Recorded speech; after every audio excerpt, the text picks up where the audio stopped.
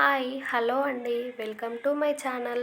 Ugadi special బూరెలు చేస్తున్నాను. మీరు చూసేయండి. దానికోసం కప్పు శనగపప్పు, ముప్పావు కప్పు చక్కెర, 1:30 కప్పు పిండి, ఎండు కొబ్బరి, ఇలాచి, నెయ్యిని తీసుకుంటున్నాను.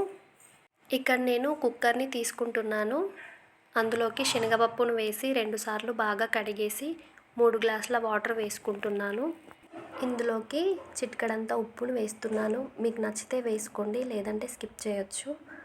తర్వాత 2 టీ స్పూన్ల నెయ్యిని వేస్తున్నాను. వేసేసి మూత పెట్టుకొని స్టవ్ పై పెట్టుకోవాలి. 4 విజిల్స్ వచ్చే వరకు ఉండనివ్వాలి. మరో పక్క నేను పిండిలో సాల్ట్ వేసుకొని కలుపుకుంటున్నాను. ఇక్కడ నేను 2 గోధుమ పిండి, మైదా పిండి 2 కలిపి తీసుకున్నాను. మీకు ఇష్టమైతే ఒకటే తీసుకోవచ్చు. కొంచెం కొంచెం వాటర్ వేసుకుంటూ చపాతీ పిండి కంటే కొంచెం సాఫ్ట్గా కలుపుకోవాలి. ఇలా గిన్నె బోర్లిచ్చేసి పక్కన పెట్టుకోవాలి. ఇక్కడ పప్పు ఉడికిపోయింది చూడండి, ఎంత సాఫ్ట్గా ఉడికిపోయిందో. పప్పును కొంచెం మెదిపాలి. మెదిపేసి అందులో చక్కెర వేసుకోవాలి. చక్కెర కరిగేంత వరకు కలపాలి. కలిపిన తర్వాత ఇందులో ముందుగా పౌడర్ చేసుకున్న కొబ్బరి తురుము, ఇలాచి 2 వేసుకొని కలుపుకోవాలి. కన్సిస్టెన్సీ కొంచెం గట్టిగా అయ్యే వరకు కలుపుతూ ఉండాలి.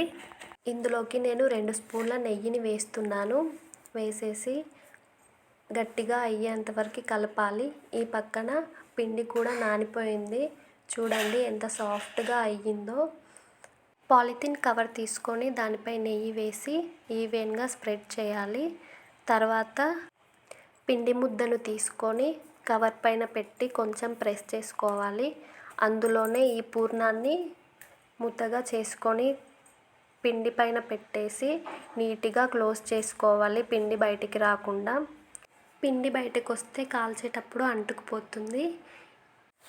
దీనిపై కవర్ని క్లోజ్ చేస్తూ చపాతీలా చేసుకోవాలి రౌండ్గా. స్టవ్ పై పెనాన్ని పెట్టుకొని వేడయ్యాక నెయ్యి వేసి ఈవెన్గా అప్లై చేసుకొని మనం ముందుగా చేసుకున్న బూరెను దానిపై వేసి నెయ్యి వేస్తూ 2 వైపులా కాల్చుకోవాలి. మీకు నెయ్యి ఇష్టమైతే వేసుకోవచ్చు, లేదంటే స్కిప్ చేయండి. ఇలాగే పిండి మొత్తాన్ని కూడా చేసుకోవాలి. అంతే, ఎంతో టేస్టీగా ఉండే బూరెలు అయితే రెడీ అయిపోయాయి. ఈ వీడియో మీకు నచ్చినట్లయితే please do like, share and subscribe to my channel. Thank you for watching this video. Bye bye.